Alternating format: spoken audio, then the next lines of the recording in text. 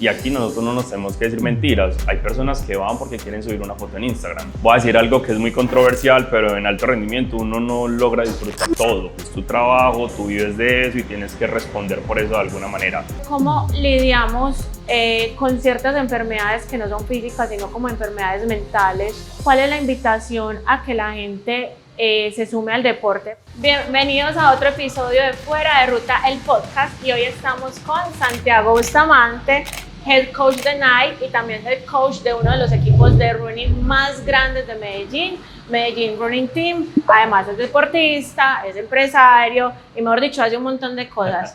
Otra cosa que les quiero contar es que en todos lados menos en la casa. Santi, bienvenido. Estamos volviendo famosos de hashtag. Muchísimas gracias, chicos, por la invitación. Qué bueno poder estar aquí y más en un formato de estos que es tan interesante. Bueno, hoy vamos a conocer un poquito más de Santi y la primera pregunta para Santi es: ¿quién es Santiago Bustamante cuando la gente no lo ve, o quién es Santiago Bustamante detrás de las redes sociales? Bueno, esto va a sonar súper extraño, pero Santiago Bustamante es una persona muy asocial. Y yo creo que eso tiene una explicación, y es que toda la semana estoy con atletas, en reuniones, en eventos y cosas, que digamos que cuando no estoy en ese tipo de actividades me encanta estar como solo, con mi pareja, con mis perritos, descansar. Entonces no soy muy de que me inviten a los asados, a las fiestas, a las cosas fines de semana. Por lo general digo que no, de manera respetuosa. Vea, esa sí no me la sabía yo. Santi, cuéntanos qué te ha enseñado el deporte sobre ti mismo. Bueno, el deporte yo creo que tiene muchas enseñanzas, entre ellas que nada te lo regalan, ni en la vida ni en el deporte, o por lo menos en el tipo de deporte que nosotros hacemos, que son deportes de resistencia. Tienes que luchar día a día, tienes que entrenar, y cuando no entrenas, pues también se nota. O sea, también hay un proceso de desentrenamiento donde te va mal y comes mierda. Y lo mismo pasa en la vida. O sea, si tú no estás trabajando constantemente como en tus proyectos y tus cosas, pues el resultado no esperes que vaya a ser óptimo. Sí, porque cuando uno entrena se nota, pero cuando uno no entrena se nota más. Efectivamente, total. Santi, ¿por qué el running? Bueno, eso es una historia súper larga, necesitaríamos los próximos 3 capítulos para explicarla, pero rápidamente. Yo había hecho atletismo en el municipio de Cisneros, donde viví 14 años, mi crianza fue en un pueblo, y creo que eso también dio bases a muchas cosas más, como desde la actividad física y el movimiento. Cuando llegué a Bello, que estudié en Bello, viví en Bello un tiempo, ahí va a salir, le ponen balas de fondo, no mentiras.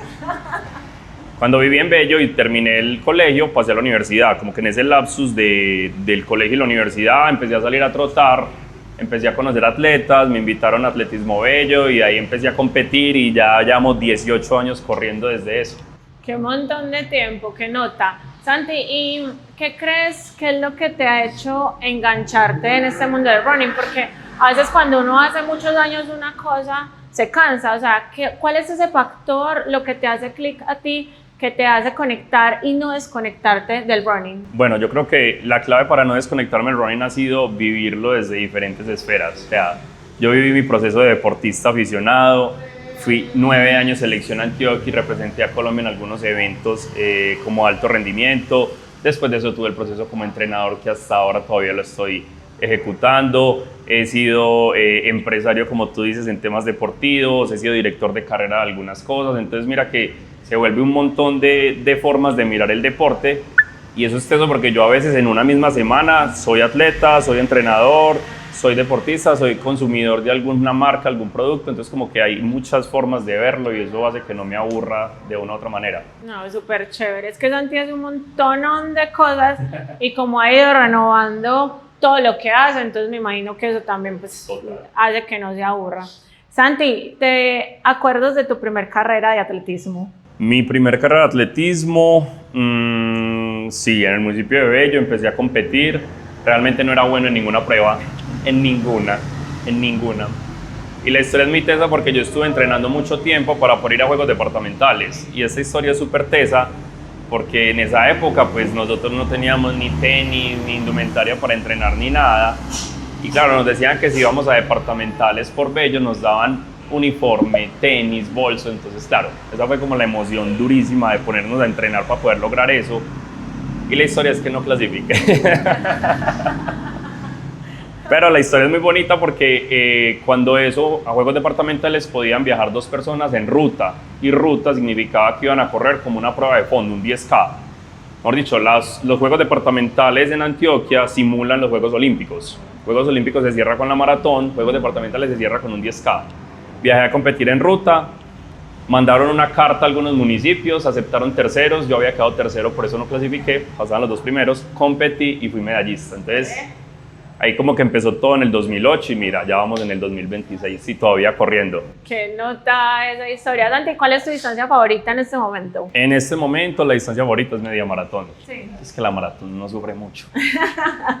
Sí, es sufrir 2 veces Total, media maratón. es el doble. Sí. Santi, y hablando ya de tu rol de atleta, yo sé que hace poquito también completaste un reto súper bacano. Quiero que nos contés ese reto, cuánto tiempo te demoraste en lograrlo. Ok, bueno, ese reto se llama Super Half y Super Half viene a ser como, de otra manera, las majors de las maratones, pero esta es de media maratón.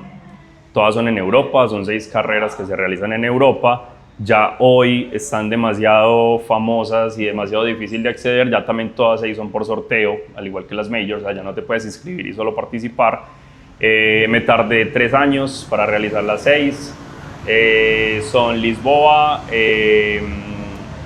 Berlín, Praga, Copenhague, Cardiff y Valencia. Estas son las 6 ciudades, son 6 ciudades muy turísticas, realmente muy agradables y son recorridos muy técnicos. O sea, realmente se hacen muy buenas marcas allá. Nada, brutal, que las quiera chismosear e ir a correrlas, súper recomendadas. Y al final, o sea, en cada Super Half te dan una medalla. Y al final, al igual que las majors... Y al final de las 6 te dan una medalla grandísima, que es como de este tamaño, no la traje, lo hubiera traído. Pero es Super Half, listo, entonces es una medallita de Super Half que tiene las 6 ciudades, o sea, es como la misma metodología que tiene las majors, pero esta es de media. Súper bacano. Entonces, si usted es un atleta que no le gusta correr maratón, pero quiere un reto bacano, bonito y con una buena recompensa, pues porque la medalla es divina, sí, es una invitación. No, y no solo eso, sino que, bueno, el que corre maratón también corre media y termina siendo la distancia que más se corre en el mundo. Inclusive nuestro ejemplo más cercano es Maratón Medellín y es casi el triple de personas que corren 21 a los que corren maratón. Entonces es una oportunidad para todo el mundo. Sí, no, es que la media maratón es muy bonita, sí, porque es una distancia que es larga, pero te permite administrar, pero no llegas a un nivel de sufrimiento tan alto como el de... caminas bien. Depende. Si uno la hace muy alto, pero no termina caminando tan bonito. Bueno, sí, o sea, sí, no. Santi, y tú... cuando tienes un momento difícil en una carrera, ¿en qué piensas o qué le dices a ese Santiago que va sufriendo en ese momento para que no desfallezca? Bueno, yo creo que eso ha cambiado mucho y esos son 2 momentos de mi vida, si me haces esa pregunta. Antes, pues yo creo que uno estaba acostumbrado a sufrir un poquito más y en alto rendimiento, voy a decir algo que es muy controversial, pero en alto rendimiento uno no logra disfrutar todo. Hay momentos donde uno no lo disfruta las cosas, pero pues es tu trabajo, tú vives de eso y tienes que responder por eso de alguna manera. Ahorita yo soy un aficionado más, peso 19 kilos más que cuando era alto rendimiento, entonces ahorita me lo disfruto, siento que todavía tengo esa capacidad de sufrir, de soportar esa sensación de dolor y continuar. Uno como que todavía se acuerda un poquito de eso y la busca, eso es muy teso porque uno todavía busca el morirse y sentirse ahí muerto. Incomodarse. Entonces nada, la verdad a mí me encanta tener esa sensación. Mucha gente le huye, pero uno ya se acostumbra a quererla. No, pero es que es rico y ¿Sí o qué? Es muy rico. Además, cuando uno entrena, se nota y hace un PR, uno quiere después Total. un PR, después de otro, eso se vuelve muy adictivo. Y eso pues también es a causa de aprender a sufrir un poquito en las carreras, aguantar el dolor y administrar todo eso. Santi, y ya que hiciste la Super Half, pues yo también te he visto corriendo unas carreritas en estos últimos meses. ¿Qué sigue para Santiago como atleta? Bueno, para mí realmente es disfrutar, realmente no tengo ningún afán, hasta el momento tengo 3 de las majors, posiblemente las termine en algún momento, no sé cuándo, no tengo mucho afán con eso, pero creo que disfrutar las carreras, inclusive hacer trail, inclusive hacer ultradistancia que he hecho estos últimos años, pues como que vivir esas experiencias y desde otros lugares, porque me parece muy teso a veces uno como entrenador, por ejemplo, no vivenciar que es una ultra o vivenciar que es un trail, Entonces, yo estoy planificando a una persona, pero entonces, Sí. como que este tiempo ha sido de conocer y de meterme en ese tipo de escenarios diferentes a solo correr una media o una maratón. Súper bacano. Santi, ¿no te gustaría incursionar en otro deporte? No, la verdad en este momento creo que no. Por ahí entré en algún tiempo CrossFit por uno de los profes, que es Iván, saludito para Iván. Hice CrossFit un tiempo, no competitivo, más como por un tema de fortalecimiento y demás, pero no, realmente es el running lo que me mueve y me apasiona. No, además el running tiene muchas variaciones, como bien lo estás diciendo, que la montaña, que las distancias cortas, que las largas, que bueno, un montón de cosas hay que hacer en este mundo del atletismo. Santi, y ahora hablando un poquito de tu faceta como empresario, ¿hace cuánto formaste tu equipo? Cuéntanos un poquito de Medellín Running Team. Medellín Running Team acabo de cumplir hace poquito 9 años. ¡Qué montón! Cuando eso yo siempre digo que el running no era famoso, no era conocido ni nada. A mí me tocó inscribirme a Media Maratón de Medellín, era Media Maratón de las Flores en esa época, y creo que valía como 38.000 pesos. Y pasaba por la Oriental. Una carrera, sí, pasaba por la Oriental, una carrera como protección o cotrafa la conseguía uno hasta en 15.000 pesos. Pues mira que eso ha cambiado mucho. Hace 9 años nació Medellín Running Team. Yo era en ese momento entrenador, fui entrenador del municipio de Guarne, manejando como todos los pelados de adolescentes, los niños, juegos escolares, departamentales y demás. Y también estaba trabajando en la Universidad de Antioquia como monitor de atletismo. Me acuerdo mucho que una persona, después de la llegada de Nike a Medellín, que yo empecé como pacer, se me acercó una persona y me dijo como, venga, yo quiero que me entrene. Y yo como que, pues no, yo entreno es como deportistas que están buscando rendimiento. Y ahí empezamos con un atleta, ese atleta todavía está en el equipo. Ay, no, qué historia tan bacana. Es Leito, Leo Ríos, el pacer, súper, sí, él es sí. el atleta uno de del Medellín Running equipo, Team. ya lleva 9 años y pues de ahí como que nos veían entrenando en la pista y se pegó otro y otro y otro y ha sido así más un voz a voz durante tantos años. Qué bacano, Santi. En este momento, ¿cuántos atletas tenés? Bueno, pues normalmente eso fluctúa mucho, pero estamos rondando casi siempre los 200, 180 atletas acá, tanto aquí en Medellín como en otras ciudades y en otros países. En eso creo que también hemos expandido un poquito. Y a ti, a tu equipo y a tu trabajo de entrenador, ¿cómo te afectó la virtualidad o cómo te benefició? Bueno, creo que eso fue algo muy teso, principalmente porque nadie se lo esperaba, entonces no estábamos preparados para eso. Yo me acuerdo mucho que eso fue antes de una carrera de rock and roll que iba a ser aquí en Medellín, yo iba de pacer. Entonces yo estaba fuera de Antioquia y yo estaba hablando con los organizadores como si hay o no hay carrera, pero porque había una limitación y era que estaba suspendida la carrera por el medio ambiente, por la calidad del aire, no por la pandemia. Y pues en eso entró la pandemia. Yo me acuerdo mucho que lo único que hice fue como que escribí en el grupo del equipo como chicos, suspendemos todas las actividades, y eso fue un 15 de marzo. Y ya, hasta nueva orden, ya. Y me acuerdo mucho que cuando empezó el siguiente mes, cuando empezamos en abril, me empezaron a llegar como los pagos de suscripción de los atletas. Yo les decía como chicos, estamos suspendidos. Entonces me decían como no, después usted también come. Entonces mira que se vuelve algo muy teso. Y en ese momento yo dije, no, bueno, entonces hagamos algo. Empezamos a hacer clases por Zoom, empezamos a hacer live en Instagram. Fue algo muy teso, pero empezamos a venderle los live a marcas. Yo hacía marcas con marcas de lives con marcas de bloqueadores, hice varios live con Maratón Medellín, hice live con otras marcas y se conectaban. Yo llegué a tener como 380 personas conectadas en un live de un domingo haciendo fortalecimiento. Pues es un tema de creatividad. Después de eso duró un poquito, seguimos como con las clases virtuales, pero definitivamente siento que a la gente sí le gusta salir a la calle y hacer el ejercicio. Entonces lo que queda virtual de tema de fortalecimiento y eso es muy poco, ya lo otro es planificación, pues que sí tenemos como en diferentes partes del mundo. Ese sí fue el verdadero reinventarse. Total. Sí, es que pues, la pandemia fue una vaina muy tesa que nos obligó justamente a eso, a reinventarnos a todos. Santi, ¿y qué días, pues cómo funciona más o menos un plan de entrenamiento contigo? Claro que sí. Bueno, depende si es virtual o presencial. Nosotros en presenciales tenemos horarios en diferentes espacios de la ciudad, en Envigado, Ciudad del Río, Estadio. De ahí tenemos varios planes, personas que toman varias clases presenciales, otras que toman menos, dependiendo, por ejemplo, personas que van ya al gimnasio. Entonces, para mí es importante que no desaparezcan esos hábitos de ir al gimnasio, por ejemplo, sino cómo nos podemos articular con el plan de entrenamiento. Los planes son todos dirigidos por Training Peaks, o sea, todo se distribuye por Training Peaks.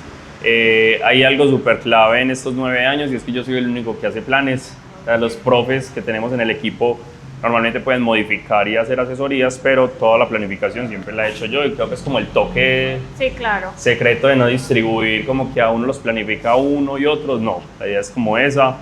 ¿Qué más? Los planes son hechos a la medida, dependiendo como los objetivos. La mayoría de nuestros atletas inician de cero. Hemos llegado a personas que no corrían nada y ya han hecho una maratón con ciertos años en medio.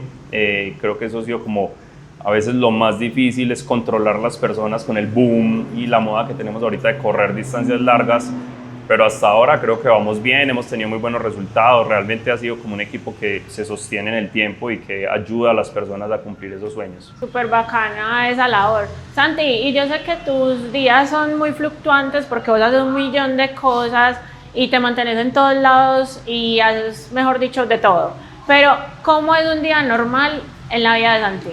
Bueno, un día normal, lo primero es que tengo que separar el espacio porque nosotros en el equipo tenemos algo que se llaman horarios de asesoría. Okay. Y esos horarios de asesoría es como una plataforma donde los atletas pueden agendar conmigo un espacio de 10, 15 minutos. Lo que hacemos es que revisamos métricas, analizamos cómo estuvieron los entrenamientos y demás. Desde ahí ya empiezo como a planear el resto del día. Entonces como las reuniones, si estoy en otra ciudad, obvio estoy conectado todo el tiempo. A mí me ven paseando en otras partes y en otros países, pero siempre tengo el espacio, inclusive hasta en la madrugada.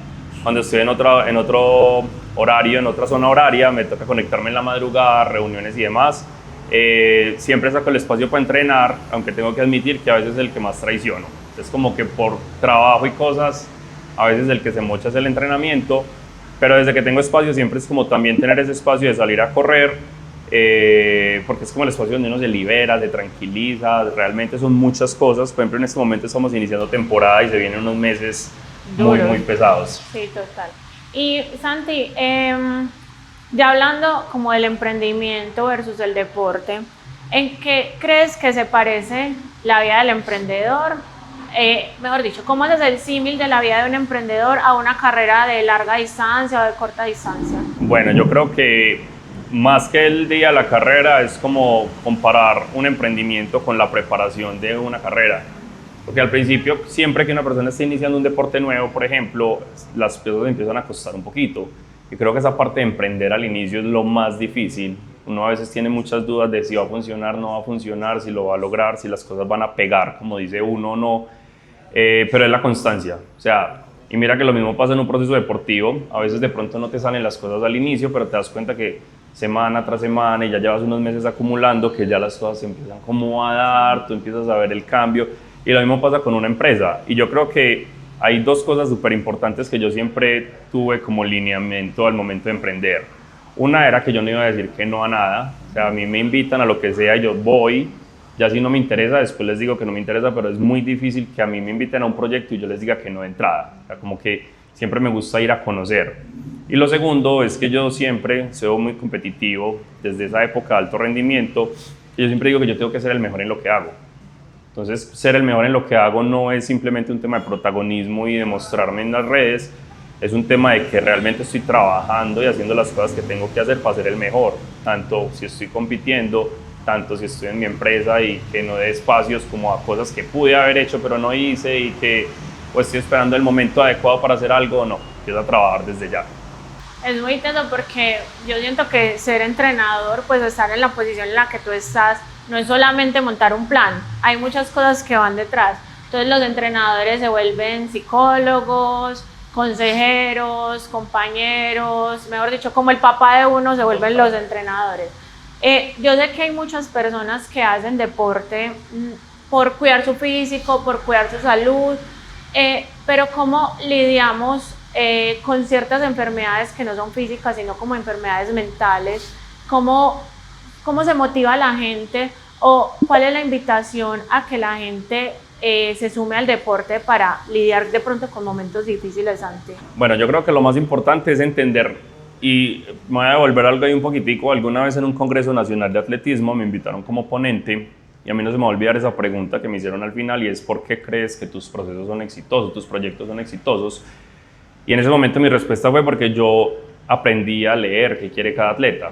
Y aquí nosotros no nos tenemos que decir mentiras. Hay personas que van porque quieren subir una foto en Instagram.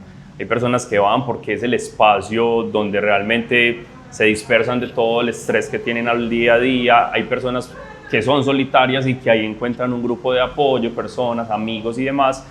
Entonces creo que lo más importante es entender qué quiere la persona, y yo siento que ni siquiera yo como entrenador, con todos los años de experiencia que tengo, soy nadie para decirle a alguien cómo vivir el deporte. Entonces es un choque con los entrenadores porque a veces me dicen, ven, es que hay personas que vienen pero no hacen el resto del trabajo, no cumplen el plan.